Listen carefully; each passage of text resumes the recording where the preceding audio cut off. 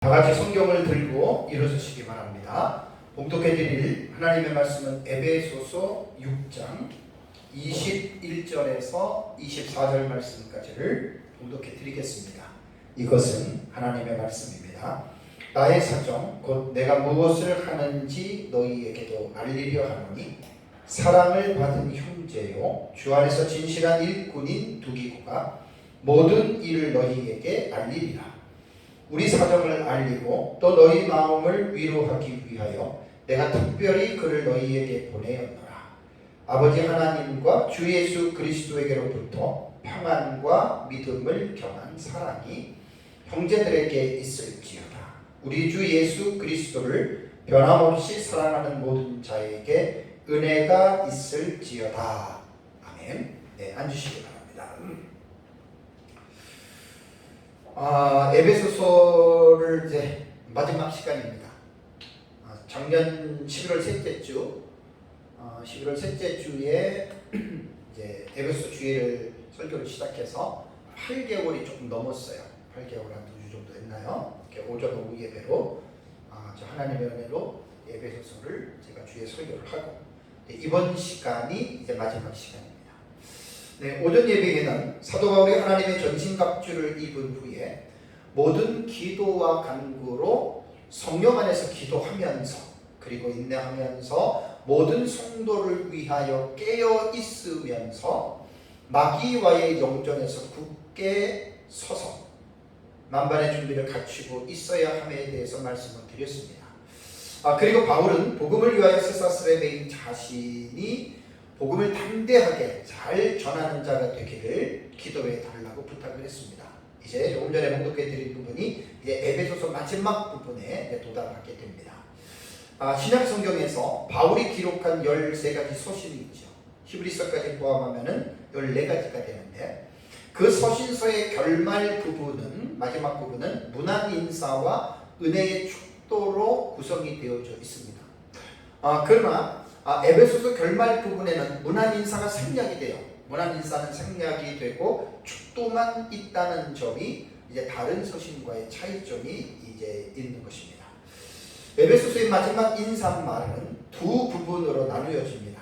두 부분으로 나누어지는데 두기고를 소개하는 내용이 21절에서 22절의 내용입니다.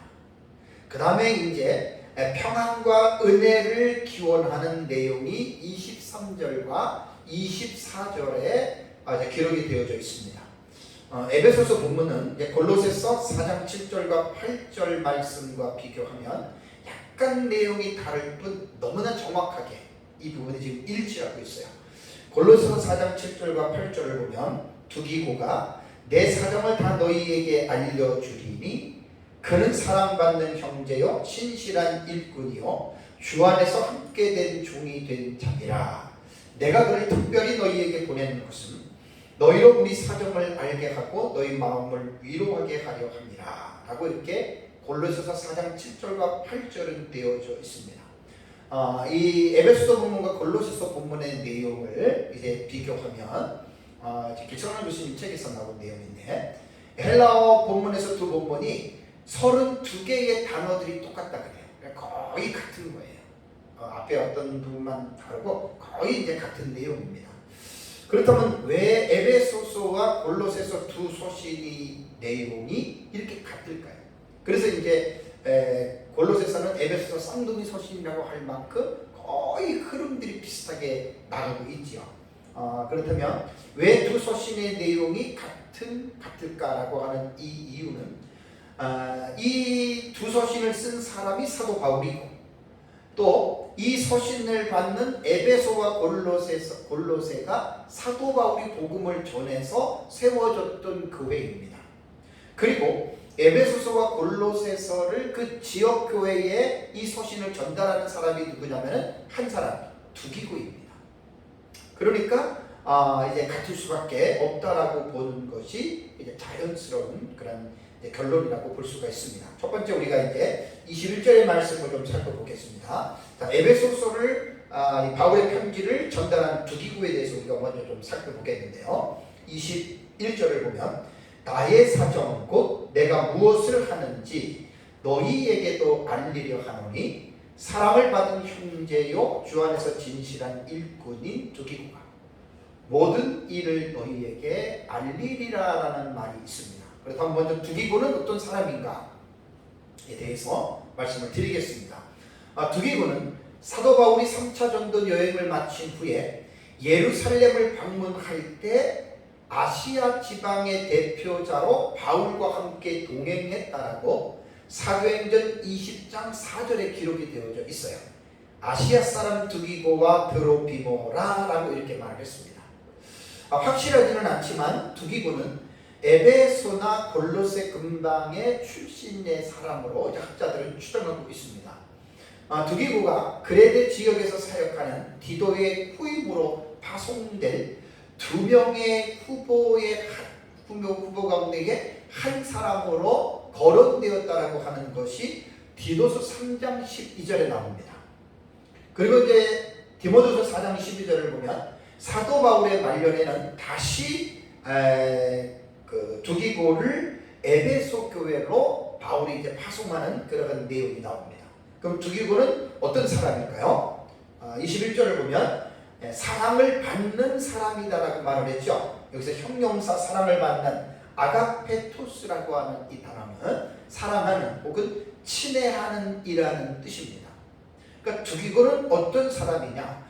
바울을 비롯해서 여러 사역자들뿐 아니라 많은 성도들에게 사랑을 받고 있는 그러한 신실한 사람이었다라고 하는 것, 이렇게 우리가 두기고에 대한 인물을 우리가 먼저 이해를 해야 됩니다. 다음에 이제 두 번째는 두기고는 어떤 사람인가? 21절에 진실한 일꾼이다라고 말을 했습니다. 피스토스 디아코노스라고 하는 이 단어, 이 진실하다라고 하는 이 피스토스는 이게 되게 중요한 단어잖아요. 이 명사형 진실함도 믿을만하다라는 말입니다. 신실한 사람, 신임하는 자, 믿는 자. 이 충성이라고 번역된 성경의 9가지 열매 중에 충성으로 번역된 이 단어가 피스티스라고 했잖아요, 그렇죠? 그러니까 이 피스토스는 믿을만한 사람이라는 거예요. 그러니까 두기고는 참 믿을만한 어떤 사람이냐? 일꾼, 디아코노스라고 하는 이 단어 많이 들어보셨죠? 고전 헬라어에서는 이 디아코노스를 주인의 명령을 수행하는 종들을 가르칠 때 디아코노스라고 하는 단어를 썼고, 그 다음에 신약 성경을 보면 식사할 때 시중을 드는 사람을 일꾼 디아코노스라고 하는 단어를 썼습니다. 그리고 이제 신약 성경에 보면 이 디아코노스가 복음의 사역자들을 가르칠 때 이 내용, 이 단어를 사용했던 것을 우리는 이제 볼 수 있습니다. 그렇다면 두기고는 어떤 사람일까요? 사람들의 사랑을 받는 형제일 뿐 아니라 주 안에서 진실한 일꾼이었다. 사실 모든 그리스도인들이 이 두기고를 본받아야 됩니다. 정말 우리는 다른 사람들로부터 사랑을 받는 사람이 되어야 됩니다.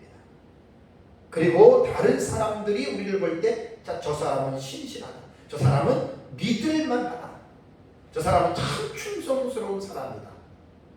모든 성도들이 이 두기고와 같은 이런 평가를 받는 삶을 살아야 한다고 하는 것 꼭 기억해야 되고요. 이제 에베소서에서는 안 나오지만 에베소와 쌍둥이 서신으로 불리우는 골로새서에는 두기고에 대해서 한 가지를 더 첨가해서 말합니다. 그것이 뭐냐면 골로새서 4장 7절을 보면 두기고가 내 사정을 다 너희에게 알려주리니 그는 사랑을 받는 형제요 신실한 일꾼이요. 이거 에베소도 나오잖아요. 그 다음에 이제 골로새서에서 뭘 하나 추가했냐면 주 안에서 함께 종이 된 자니라라고 이렇게 말을 하고 있습니다. 그러니까 바울도 그리스도의 종이지만 두기고도 그리스도의 종이라는 거예요. 그러니까 함께 하나님의 나라를 위하여 쟁기를 잡은 사역자들이라는 말입니다. 사도 바울 못지않게 두기고도 하나님 나라와 예수 그리스도를 위한 일꾼이었습니다. 우리는 바울과 같이 드러난 사역자들만 기억하고 두기고와 같이 드러나지 않는 사역자들에 대해서 우리가 무관심할 수가 있지요.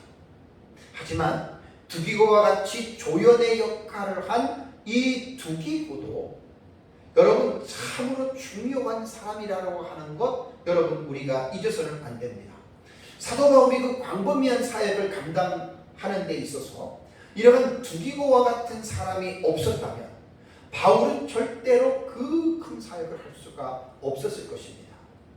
로마서 16장을 보면은 바울은 자신의 사역에 함께 협력했던 동역자들의 이름을 약 27명의 이상의 이름들을 거론하고 있습니다. 사도행전 16장에 나와요. 바울도 자신의 사역이 혼자만으로 이루어진 것이 아니라는 사실을 사실은 로마서에서도 천명을 한 것이죠. 두기고와 같은 헌신된 사역자가 없었다면 어떻게 에베소서의 서신을 에베소서로 보낼 수가 있었을까요?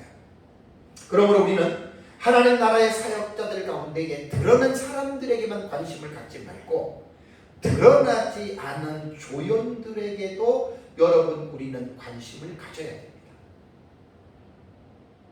사실 이 세상에서 하나님을 위해서 쓰임받는 종들을 보면 대체적으로 드러내놓고 쓰는 사람이 있고 감추어두고 하나님이 쓰는 사람이 있다라고 우리는 이렇게 말할 수가 있습니다. 드러내놓고 쓰는 사람만 다가 아니에요.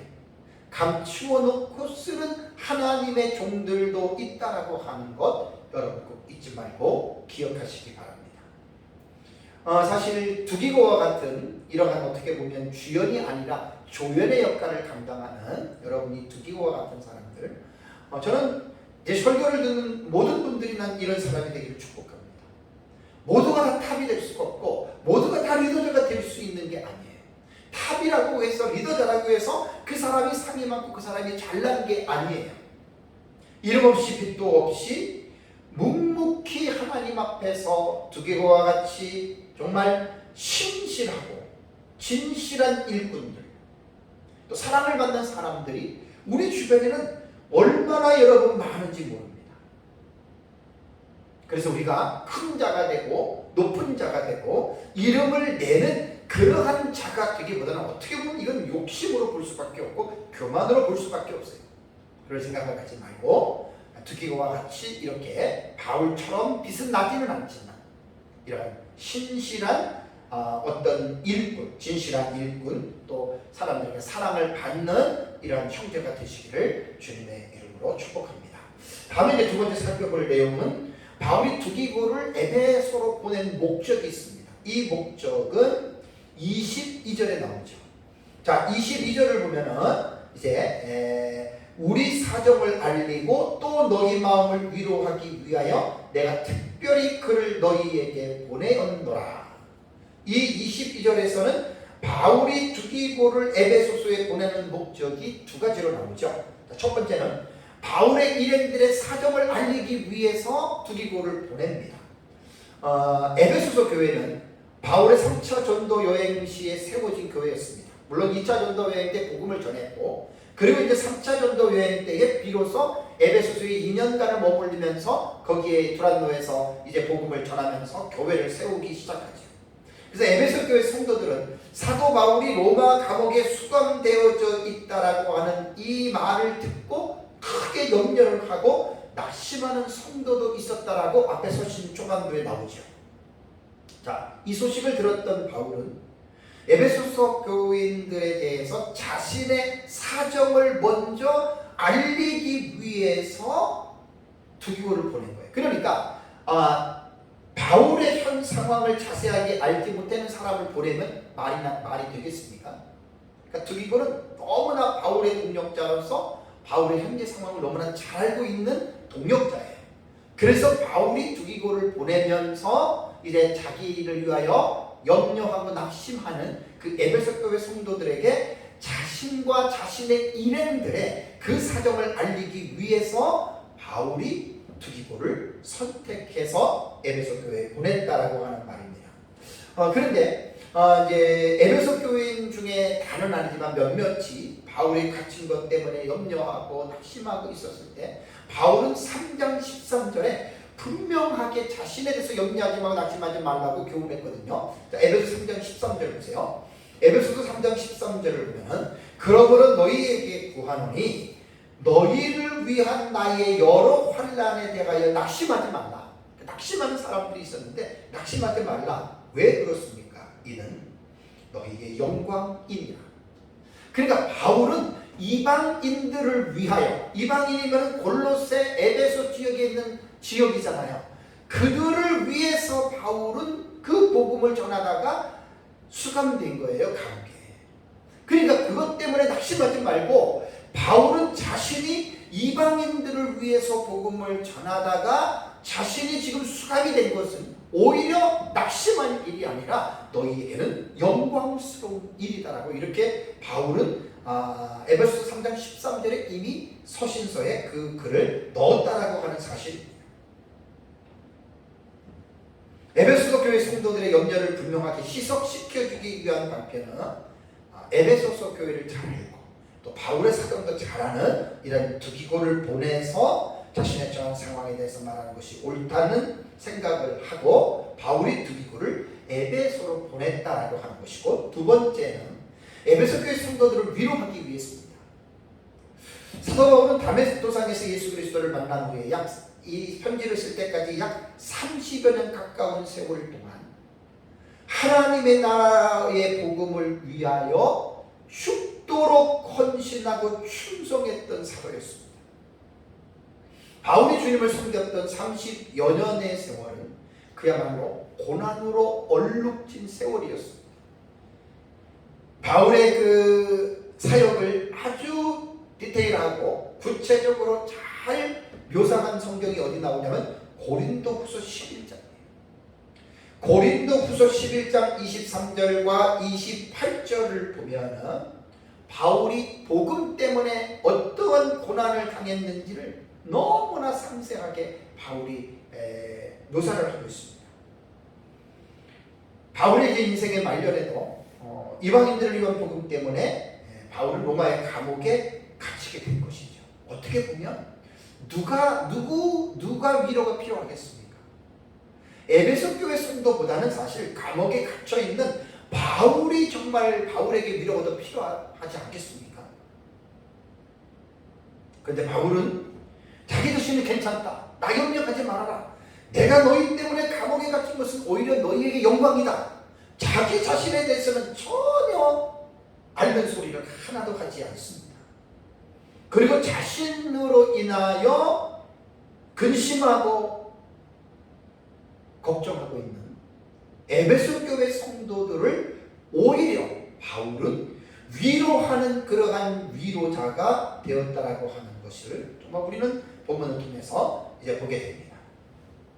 그래서 바울은 이제 본문에서도 분명하게 말한 것처럼 이제 주 안에서 진실한 기도가 너희에게 모든 일을 알게 하고 22절에 너희 마음을 위로하기 위하여 그러잖아요. 너희 마음을 위로하기 위하여. 그리스도인들도 세상을 살아가다 보면 마음이 상할 때가 있습니다. 답답할 때가 있고 괴로울 때도 있고 심지어는 죽고 싶어 할 때가 있을 수 있습니다. 근데 고린도 후서가에 거기 보면 위로의 하나님이라고 하는 이 내용이 나와요. 위로의 하나님이 너희를 위로하고. 그 본문 정확하게 지금 기억이 안 나는데 너무나 좀 귀한 부분입니다.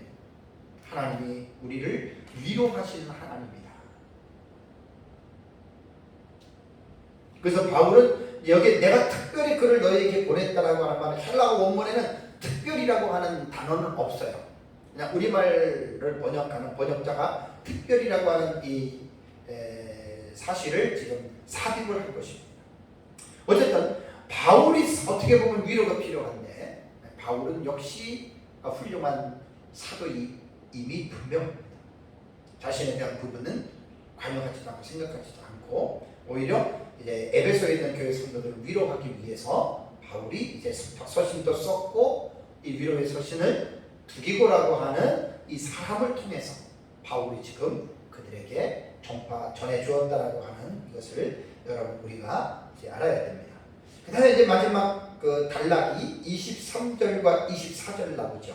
23절과 24절은 평화의 축도라고도 이야기를 하는데 이건 기원문입니다. 23절과 24절을 보면 아버지 하나님과 주 예수 그리스도께로부터 평안과 믿음을 겸한 사람이 형제들에게 있을지어다. 우리 주 예수 그리스도를 변함없이 사랑하는 모든 자에게 은혜가 있을지어다 라고 이렇게 23절과 24절에는 지금 바울이 기원을 하고 있습니다. 우선 23절은요, 평강과 사랑이 형제들에게 있기를, 여기도 동사가 나타나지 않아요. 믿음과 함께, 평강과 사랑이 어떻게 해요? 믿음과 함께 평강과 사랑이 너희에게 있기를 기원하는 거예요. 그러면 어디로부터입니까? 주 예수 그리스도와 하나님 아버지로부터, 출처가 거기로부터고요. 24절을 보면 은혜가 있기를 기원했는데 우리 주 예수 그리스도를 사랑하는 모든 자들과 함께, 그 다음에 변함없이, 이게 이제 수식이 되는 거잖아요.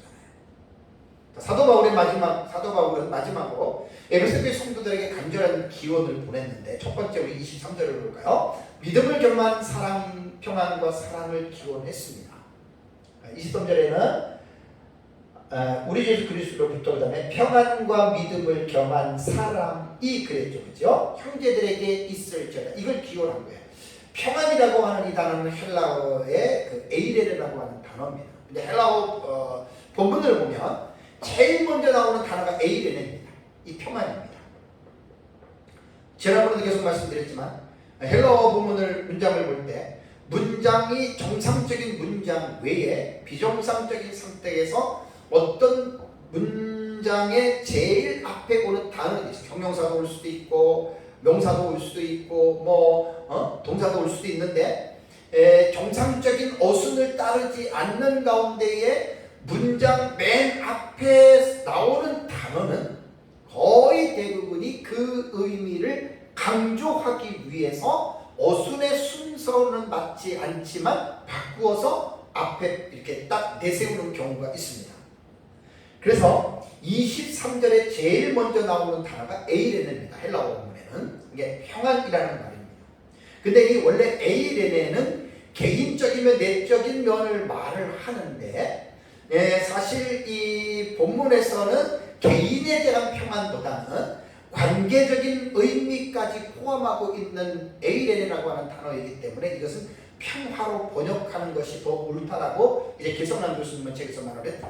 그러니까 평화로 번역, 평화든 평안이든 상관은 없는데 우리가 평화에 대한 개념으로 이 단어를 보면은 이제 우리가 훨씬 더 나을 것 같습니다. 에베소서를 쭉 지금 우리가 공부를 했는데요. 에베소서에서 이 에이레네, 이 평화에 대한 이 단어는 매우 중요합니다. 매우 중요합니다. 에베소서 2장 14절에서 19절에 보면 예수 그리스도의 피로 이방인들과 유대인들의 원수된 중간에 막힌 담을 예수 그리스도의 피로 허물어뜨렸다 그랬죠. 허물어뜨리고 어떻게 했습니까? 둘을 한 세 사람으로 지어서 평화를 이루셨다. 아주 에베소서에서 정말로 중요한 개념입니다. 예수 그리스도 안에서는 민족적인 차별이 없습니다. 한 성령을 통하여 하나님 아버지께로 나아가는 한 몸이 되었다. 이게 한 세 사람입니다. 그 새로운 인류라고도 말하죠. 이거는 한 세 사람은 전에 있었던 사람이 아니라 예수 그리스도를 통해서 처음으로 창조된 세 사람이에요. 그러니까 이방인들과 유대인들이 이제 민족적으로 구분이 되잖아요. 근데 예수 그리스도께서 십자가의 피값으로 모든 이방인들과 모든 유대인을 말한 건 아니에요.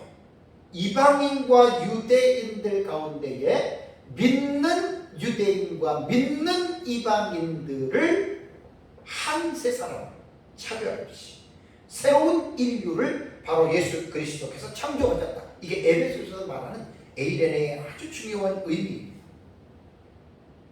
사도 바울이 에베소 교회 성도들에게 그리스도의 평화를 기원하는 것은 에베소 교회 안에 이게 누구에게로 보냐면 아버지 하나님과 주 예수 그리스도께로부터 주어지는 것이다. 그 출처를 명확하게 지금 말을 했죠. 사실 구원받은 성도라 하더라도 우리가 이 세상에 사는 날까지는 죄악의 본성과 습성을 우리 인간은 벗어날 수가 없습니다. 그래서 교회 공동체 안에서 지상의 교회는 전투적인 교회라 그러죠. 불미스러운 일들이 교회 안에 많이 일어납니다. 교회가 그런 불미스러운 일들이 일어나게 되면 교회 내에 화평이 사라지게 되는 거예요. 화평이 사라지게 돼요. 그래서 분열이 생기고 다툼이 생기고 이제 그렇게 되는 거죠. 그래서 에베소 교회뿐 아니라 지상의 모든 주님의 몸 된 교회는 바울이 기원한 것처럼 평안이 교회 안에 있어야 되고, 개인적으로도 이 평안이 우리 안에 계속해서 이것이 여러분 이어져야 됩니다. 마귀는 오는 사나처럼 두루다니며 교회 안에 화평의 무드를 깨트리려고 발버둥을 치고 있지. 그래서 바울은 에베소 교회에게 하나님의 전신갑주를 입고 무장하여 교회의 화평을 무너뜨리는 마귀의 관계를 잘 파악하여 저를 대적하여 화평의 무드를 잘 이어나가야 한다라고 바울은 강조를 했습니다. 4장 3절을 보십시오. 4장 3절을 보면 평안에 매는 줄로 성령이 하나 되게 하신 것을 힘써 지키라. 정말 되게 중요한 말입니다. 교회는 성령이 평안으로 하나 되게 했습니다. 근데 마귀는 그 하나 되게 한 것을 깨뜨립니다. 분열, 나누고 원수 되게 하고. 그래서 에베소서 4장 3절에는 성령이 하나 되게 하신 것을 힘써서 지키라. 참 이게 너무 중요한 말이에요. 다음에 이제 두 번째는 평안 다음에 사랑이라고 말을 했는데 23절에 보면, 근데 이 사랑은 어떻게 표현을 했냐면 믿음을 겸한 사랑이라고 이렇게 말을 했습니다. 아가페 메타 피스테모스인데, 메타라고 하는 단어가 함께라고 하는 말이에요. 함께. 메타라는 말이. 그러니까 바울의 기원문은 믿음을 함께한 평안과, 앞에 평안을 가지 이으면 믿음을 함께한 평안과 사랑이 형제들에게 있을지어다, 이렇게 말을 한 거예요. 그러니까 앞에 말한 에이덴의 평안도 결국은 이 믿음과 함께 해야 된다라고 하는 표현으로 바울이 지금 말을 한 것이거든요. 그래서 신약성경 서신서 마지막 부분에서 수신자들을 위해 평화와 사랑과 믿음을 간구하는 것은 에베소서에만 등장한다 그래요. 근데 여기에서 단어를 제가 살펴보니까 평화와 사랑이 주격으로 되어 있고요, 믿음이 목적격으로 되어져 있어요. 그래서 이렇게 주격과 목적격으로 읽으면 평화와 사랑이 믿음을 겸한, 함께라는 말은 겸했다라는 말이잖아요.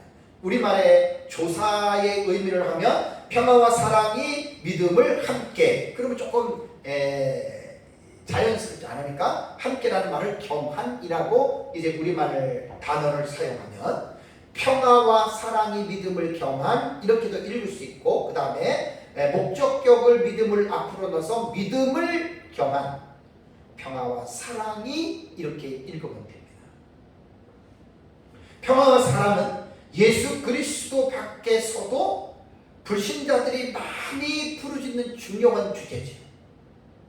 그래서 많은 사람들이 내적인 평안을 간구하려고 발버둥치고 있고, 또 인간을 사랑해야 한다는 인류애를 지금 부르짖고 있는 일이 이 세상에서도 정말 많이 강조되고 있습니다. 근데 분명히 알아야 할 사실은 에베소서에서 강조하는 평화와 사랑은 세상 사람들이 주장하고 부르짖는 평화와 사랑과 다릅니다. 왜 다른 줄 아세요? 믿음을 겸해야 된다는 말이에요. 믿음을 겸한 평화와 사랑이라고 하는 이것을 지금 강조하고 있잖아요. 그러니까 불신자들이 강조하는 평화와 사랑은 기독교에서 말하는 믿음이 그들에게는 없기 때문에 오늘 본문에서 바울이 기원하는 믿음을 겸한 평화와 사랑과는 다르다는 말입니다. 다만 그들에게도 평안과 사랑을 추구하고 또 그러한 삶의 모습들을 강조하고 나타나는 것은 양심의 법 아래에서 나오는 것입니다. 근데 그리스도인들은 양심의 법 아래서 나오는 것보다도 믿음으로 우리는 이게 나오는 거예요. 믿음을 겸한 평안과 사랑이 우리 그리스도인들에게는 나오는 거예요. 기독교의 입장에서 보면 평화와 사랑이 믿음에서 비롯된 것이다라고 하는 것을 우리 성경을 통해서 알 수가 있습니다. 그러니까 참된 믿음을 가진 사람은 하나님과 사람과의 진정한 화평을 누리게 되어 있습니다. 개인의 화평도 누리고요. 또 하나님을 사랑하는 것과 이웃을 사랑하는 삶을 진정한 믿음을 가진 사람은 살아가게 되어져 있는 거예요. 그래서 믿음이 깊어질수록 화평과 사랑도 깊어질 수밖에 없는 것입니다.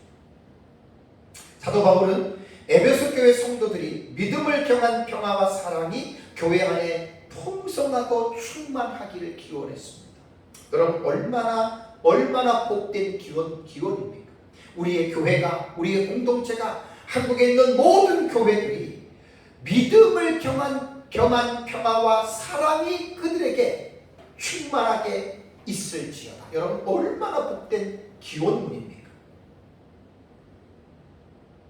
바울은 에베소서 앞부분에서 에베소 교회 성도들이 믿음과 모든 성도들을 향한 사랑을 들었다라고 했고 그들로 말미암아 하나님께 감사하기를 그치지 아니했다라고 1장 15절과 16절에 이제 바울은 이제 기록하고 있거든요. 그리고 이제 서신서 마지막 부분에서도 그들을 향하여 평안과 사랑이 믿음을 겸하여 그들에게 있기를 기원했습니다. 앞에서도 그렇고 뒤에서도 그렇고. 바울이 무엇 때문에 에베소 교회 안에 믿음과 사랑을 기원했을까요?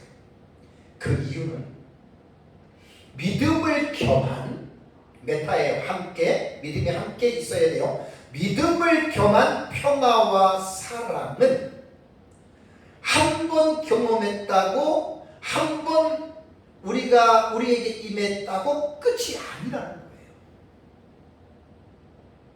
기억하셔야 됩니다.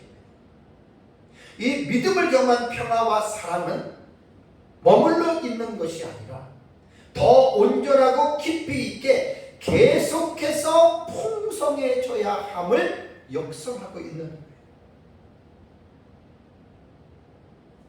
성도들 간의 사랑도 그리스도께서 우리를 사랑하신 것 같이 사랑하라고 바울은 에베소 5장 2절에 교훈했잖아요. 그러니까 사랑도 계속 깊어져야 돼요. 평안도 계속해서 풍성하게 깊어지고 넓어져요. 근데 이것이 뭐냐? 믿음을 겸한 것에서 평안과 사랑이 나와야 된다. 그래서 아까 말씀드린 대로 이 평안과 사랑, 믿음을 겸한 평안과 사랑은 출처가 어디입니까? 어디에서 옵니까?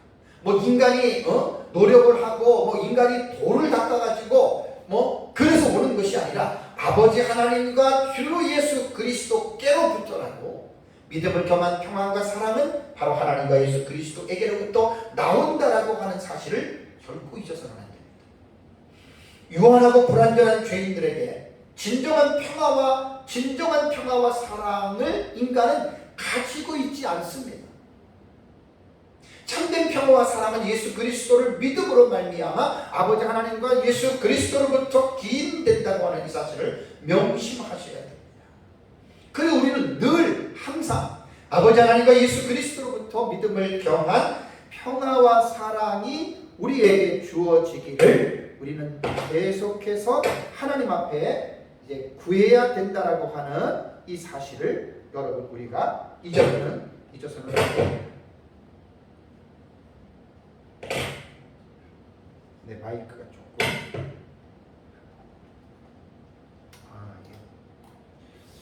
죄송합니다. 이 배터리를 조금 교체를 해야 될 것 같아요. 이게 배터리 문제일 수가 있을 것 같아요. 설교하는데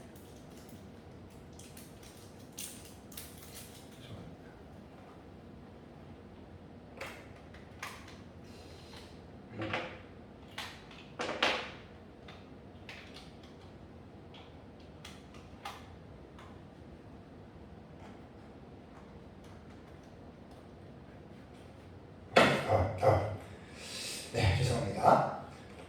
그러니까 믿음 믿음을 겸한 평안과 사랑은 인간에게서 기인되는 게 아니에요. 하나님 아버지와 우리 주 예수 그리스도에게로부터, 곧 아버지와 아들이 보내주시는 성령, 파라클레토스, 성령 보혜사 성령을 통해서 우리에게 믿음을 겸한 평안과 사랑이 우리 안에 주어져야 되고, 한번 주어졌다고 끝나는 것이 아니라 이것이 계속해서 믿음을 겸한 평화와 사랑이 우리 안에, 교회 안에 풍성해져야 돼요. 그러면 교회 공동체에 이 믿음을 겸한 평화와 사랑이 넘치게 되면, 오전에 에베소서 3장 10절 말씀을 드렸죠.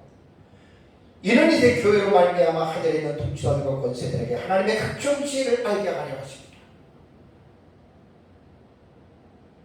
대단히 중요한 말입니다. 다음에 이제 두 번째 24절을 보면요, 예수 그리스도를 사랑하는 모든 자에게 은혜를 기원했습니다. 자, 24절을 볼까요? 우리 주 예수 그리스도를 변함없이 사랑하는 모든 자에게 은혜가 있을지어다라는 말을 했습니다.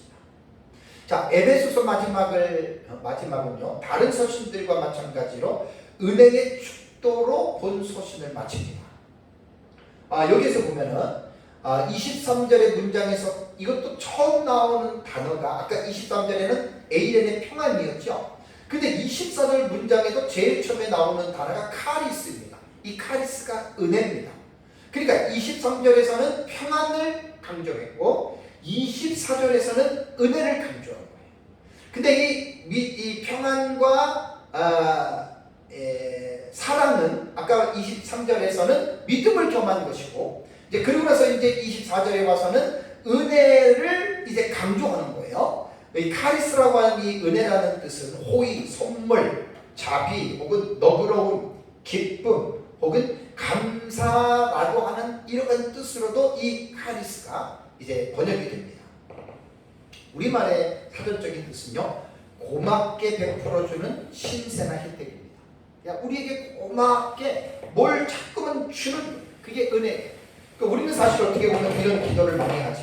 하나님, 하나님 우리에게 은혜를 베풀어 주옵소서. 한 가지가 아니에요. 여러 가지 수도 없는 그런 하나님께서 우리에게 베풀어 주시는 그 혜택을 우리가 기도하는 게, 그래서 이제 그것을 하나님 우리에게 은혜를 베풀어 주옵소서 이렇게 우리는 기도하잖아요. 평화와 마찬가지로 은혜도 에베소서에서는 중요하게 다루는 주제 중에 하나입니다.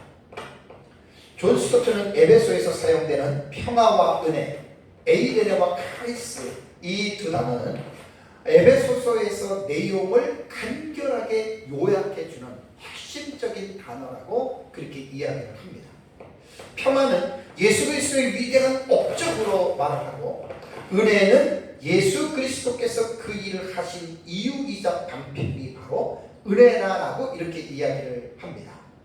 성경에서 교훈하는 은혜의 본질이 어떤 뜻일까요? 은혜의 본질은요, 허물들과 죄들로 죽었던 죄인들을 하나님의 독생자 예수 그리스도의 십자가의 죽으심으로 이루어 놓으신 죄사함의 사실을, 사실 성경에는 영적으로 카리스, 은혜의 본질을 말을 합니다. 이 사실은 에베소서 2장을 보십시오. 에베소서 2장 4절과 5절에 에베소서 2장 4절과 5절에 분명하게 밝히고 있죠. 긍휼이 풍성하신 하나님이 우리를 사랑하신 그 큰 사랑을 인하여 허물로 죽은 우리를 그리스도와 함께 살리셨고, 가로 열고 너희는 은혜로 구원을 받은 것이라 라고 말했습니다. 그러니까 구속사적인 측면에서 카리스라고 하는 은혜는 바로 긍휼이 풍성하신 하나님이 예수 그리스도를 통해서 우리를 살리신 것, 이것이 바로 은혜라고 이렇게 표현하고 있습니다. 구원의 완성은 하나님께서 독생자 예수 그리스도를 위하여 십자가에 이루어 놓으신 사실을 믿을 때에 구원의 완성이 일어나죠. 그것이 에베소 2장 8절이죠. 너희는 그 은혜에 의하여 믿음으로 말미암아 구원을 받았으니 이것은 너희에게서 난 것이 아니요 하나님의 선물이라라는 말이 있습니다. 사도 바울이 본서신의 대리를 장식하면서 사용했던 카리스라고 하는 이 은혜는 대속의 은혜를 받은 성도들에게 이것도 한 번 받고 끝나는 게 아니라, 구원의 은혜를 받고 끝난 게 아니라 계속하여 주어지는 하나님의 도우시는 은혜를 말을 합니다. 그러니까 그 은혜가 항상 있기를 기원하는 거예요. 요한계시록에도 22장에 보면은, 요한계시록에도 여러분 22장 그 마지막 부분에 가면은요, 22장의 마지막 부분에 가면은 주 예수의 은혜가 모든 자들에게 있을지어다. 그러니까 하나만 있는 게 아니라 이 은혜는 계속해서 주어지는 하나님의 도우시는 은혜가 항상 있기를 기원합니다. 히브리서 4장 14절과 16절을 보시면, 시간상 16절만 읽을게요. 그러므로 우리는 긍휼하심을 받고 때를 따라 돕는 은혜를 얻기 위하여 은혜의 보좌 앞에 담대히 나아갈 것이냐. 이게 은혜의 보좌가 바로 예수 그리스도의 그 보좌거든요. 그러니까 구원받은 우리는 한시라도 하나님의 은혜가 없이는 하나님께서 원하시는 뜻을 행할 수가 없다라고 하는 사실을 알아야 됩니다. 구원을 받았어도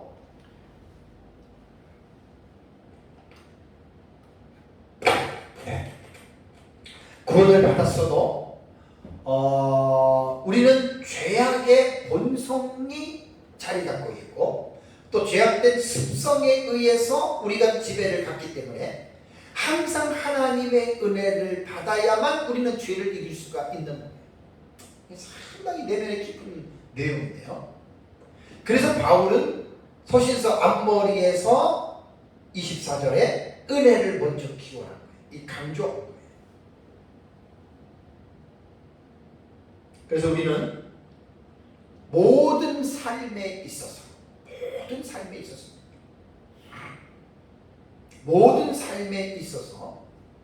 이런 하나님의 은혜가 우리에게 늘 필요하다라고 하는 이 사실을 정말 기억해요.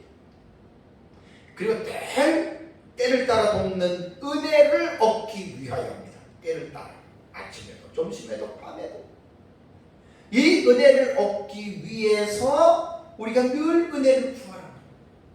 근데 하나님의 은혜를 구하는 본서신의 24절 축도에서 특별한 점은 은혜를 받는 대상이 3인칭 복수라는 점입니다. 우리 주 예수 그리스도를 변함없이 사랑하는 모든 자에게 이 은혜를 받는 대상이 3인칭 복수죠. 모든 자에게 이렇게 말을 했거든요. 근데 여기에 보면은요, 변함없이라고 하는 이 단어가 아주 특별한 단어예요. 여기 변함없이라고 하는 아프달시아라고 하는 이 단어는 썩지 않는다 혹은 불멸이라고 하는 이러한 단어로서 여러분 이게 사용이 되는 단어거든요. 그런데 이 단어는 앞에 보면은 사랑하는 사람들, 사랑하는 모든 자 있잖아요. 사랑하는 사람들이라고 하는 이 분사를 수식하는 거예요. 이 변함없이라고 하는 이 단어는. 그래서 여기서 이제 우리가 이 본문을 변함없이라고 하는 아포달시아는 분사를 수식하는, 이게 변함없이가 부사잖아요. 그 부사 구문으로 학자들이 이것을 읽으라 그래요. 자, 은혜의 축도를 받는 대상자들이 우리 주 예수 그리스도를 변함없이 사랑하는 모든 자들입니다. 여기서 뭐가 중요할까요? 예수 그리스도를 사랑하되 변함없이입니다. 변함없이. 변함은 안 돼요. 우리가 예수님을 사랑하되 변함없이 우리는 그리스도를 사랑하는 그러한 자들에게 은혜가 있을지어다라는 이제 이러한 말입니다.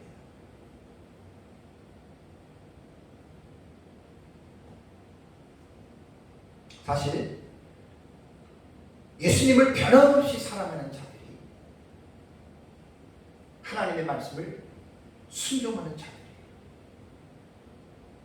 그러니까 계속해서 하나님을 사랑하고 예수를 변함없이 사랑하는 자들에게 하나님의 은혜가 사실 계속해서 주어진다는 표현으로 우리는 이 본문을 읽을 수가 있습니다. 사랑하는 성도 여러분, 사도 바울은 그리스도 예수의 일로 이방인들을 위하여 로마 감옥에 수감되어 있었다라고 말합니다. 3장을 볼까요? 자, 3장 1절을 보시면, 이러므로 그리스도 예수의 일로 너희 이방인을 위하여 갇힌 자 된 나 바울이 말합니다. 그러니까 바울이 지금 로마 감옥에 수감되었다고 하는 이것은 이방인들 때문에, 에베소 교회 성도들 때문에, 그들 때문에 지금 갇혀 있는 거예요. 그래서 자신이 하나님의 나라의 복음을 위하여 쇠사슬에 매인 사신으로 그는 2차 전도 여행 시에 에베소를 방문했고 복음을 전했고, 3차 전도 여행 시에 이 에베소 교회를 바울이 설립을 한 겁니다. 그래서 바울은 자신이 하나님의 나라의 복음을 위하여 쇠사슬에 매인 바 되어 로마 감옥에 수감되어 있었는데, 에베소 교회 성도들이 이 사실을 알고 그들이 바울에 대해서 염려했다 그랬죠. 일부는 낙심했다 그랬죠. 그래서 이러한 상황에서 바울은 에베소 교회 성도들을 위로하기 위해서 자신의 신실한 동역자인 두기고를 통해 보내서 자신의 기록한 편지도 보이고, 자신이 처해져 있는 이 상황을 두기고 하여금 염려하지 말라고 잘 이렇게 위로하기 위해서 바울이 두기고를 보냈다라고 이제 본문을 말하고 있습니다.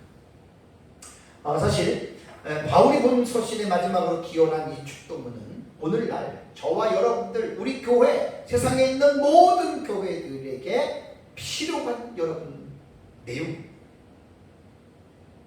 아버지 하나님과 주 예수 그리스도로부터 평안과 믿음을 겸한 사랑이 형제들에게 있을지어다.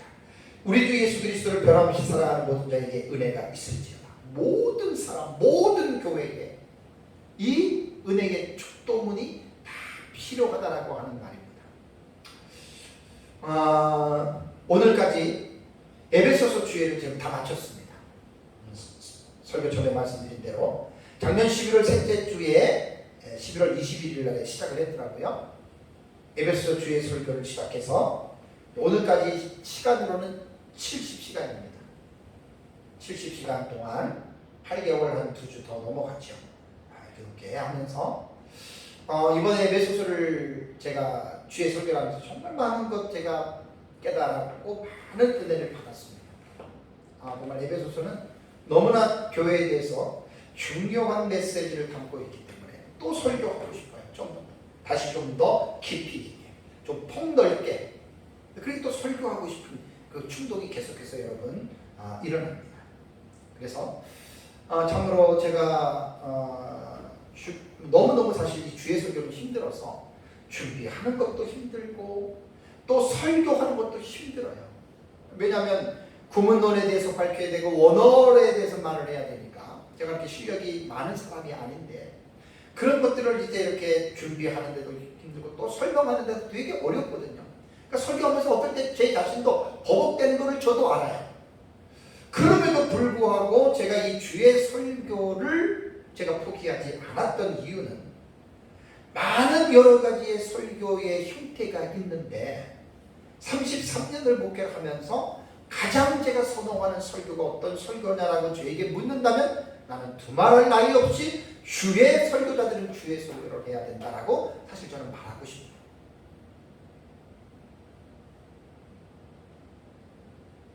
그래서 제 설교가 아침에 보니까 A4 용지로 470, 한 4페이지 정도 나오니까 일반 책으로 내면은 배가 돼요. 그러니까 900페이지 정도 돼요. 일반 책으로 내면. 뭐 글자 책제를 키우면 뭐 1000페이지 이상 나오는데 그렇게는 제가 내지 않으려고 그래요. 왜냐하면 뭐 저 같은 사람 설교했다고 누가 뭐 설교집을 사먹겠습니까? 그러니까 애초에 알기 때문에 그렇게 책은 내는 게 아니고 제가 원고를 다 정리해서, 이 정리하는 것도 교정하는 것도 다 돈이거든요. 그러니까 돈이 없기 때문에 제가 다 원고를 다시 정리해서 조금 줄여서 이제 A4 용지로 제가 이제 대학 교재처럼 크게, 그래서 마스터 인쇄로 한 100부나 200부를 하려고 합니다. 그래서 에베소서에 대해서 관심을 가지고 이제 필요한 분들은 제가 가격을 매겨서 제가 개인적으로 판매하는 걸로 이렇게 하겠습니다. 그렇게 하는 이유는 주의 설교는 어렵지만 설교자들이 정말 도전해야 돼요. 괜히 성경 본문 읽어놓고 쓸데없는 얘기하고 본문이 무엇을 말하는지에 대한 그 이해 없이 엉뚱하게 설교하는 경우들이 얼마나 많은지. 설교자들에게 심판이 더 크기 때문에 저 자신도 하나님의 심판을 모면하기 위해서 설교를 정말 두렵고 떨림으로 저도 지금 하고 있는 것입니다. 그동안에 제가 작년 11월 20일부터 설교했던 내용은 유튜브에 지금 다 올라가 있어요. 제 설교가 1시간씩 제가 다 설교를 했습니다. 어떤 거는 1시간 15분 넘어가는 것도 있고. 그래서 저는 제 설교를 내가 잘했다고 자랑하려고 그러는 것이 아닙니다. 설교는 바르게 해야 된다. 바른 설교가 무엇이냐. 그래서 제가 정말 저도 9개월 동안 너무 힘들었어요. 너무 힘들었지만 그래도 제가 연구한 것들을 자료로 남겨놓고 또 설교자들과 함께 은혜를 나눌 분들과는 은혜를 나누면서 우리가 설교자들이 이 땅에서 설교할 때 정말 하나님 앞에 올바른 설교가 어떤 것이냐. 끊임없이 저도 공부하고 있잖아요. 끊임없이 공부하고 설교자들은 설교를 올바르게 해야 돼요. 그래야 성도들이 올바른 설교를 듣고 올바른 믿음을 가지게 되는 것이지, 그릇된 설교를 들으면 성도의 믿음이 잘못됩니다. 그게 오늘날 한국교회에 나는 실제 상황입니다.